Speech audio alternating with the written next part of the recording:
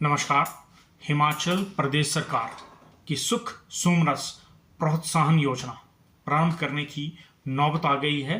10 रुपये प्रति बोतल। जी, गत दिनों ठेकों की नीलामी ना होने की स्थिति में 250 से अधिक शराब के ठेकों को प्रदेश सरकार भिन्न निगमों बोर्डों के माध्यम से चलवा रही है और कहीं मल्टीटास्क वर्कर तो कहीं निगम और बोर्डों के चतुर्श्रेणी कर्मचारियों को उन ठेकों पर सेल कर्मचारी नियुक्त किए गए हैं।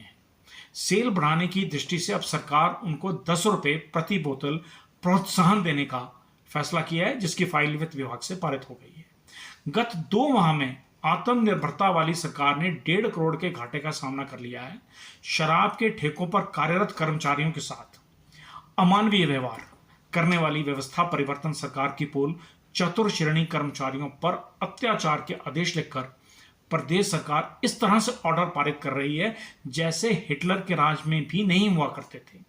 जिन कर्मचारियों की नियुक्तियां जिसका सर हमारी इमीडिएटली ट्रांसफ़र हो गई है, जो कि हमें ठेके में भेजा गया है। हमारा डेज़िग्नेशन पीएन का है और हम एलिजिबल नहीं है कि हम ठेके में जाके शराब बेचें, ये हमारा काम नहीं है। हमारा रिक्वेस्ट है कि प्रेस से कि प्रेस से निवेदन है कि हमारा वो अखबार में खबर लगाई जाए कि इस तरह के कर्मचारियों को टॉर्चर किया जा रहा है, जो किरानी-चिरानी है, चौकीदार है, वो अनपढ़ है और हम लोग पीएन है, हमारा काम ऑफिसों का है और हमारे को शराब बेचने ठेकों में लगाया जा रहा है और हमें टॉर्चर किया जा रहा है कि आप इसे बेचिए और आप हमें सेल दीजिए। हमें ठेके के बारे में कोई भी जानकारी नहीं है और हम बहुत परेशान हो रहे हैं। रिक्वेस्ट है सर, आप हमारी न्यूज़ लगाइए। शराब बिकवाई जा रही है और उन्हें शराब के ठेकों पर सोने के लिए विवश किया जा रहा है। गत वर्ष 23-24 में बयानवीर सरकार ने विधानसभा में 40% की वृद्धि का आंकड़ा प्रस्तुत किया था।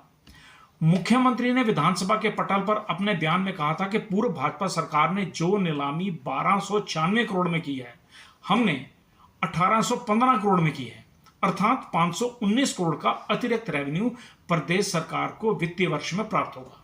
अपितु वित्त वर्ष की समाप्ति के पश्चात सरकार आज तक अनुमानित आंकड़े को व्यवहारिक राजस्व कितना प्राप्त हुआ नहीं बता पाई है, जो इस बात को प्रमाणित करता है कि सरकार की नीति पूर्णता फेल हुई है।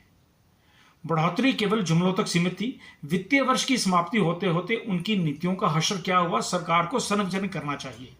वित्तीय वर्ष 23 एवं 24 के अंतर्गत जिन ठेकों की नीलामी हुई उनकी भी देनदारियां अभी तक सरकार को प्राप्त नहीं हुई हैं और यह सरकार 519 करोड़ से 10 रुपये प्रति बोतल प्रोत्साहन राशि पर आ गई है।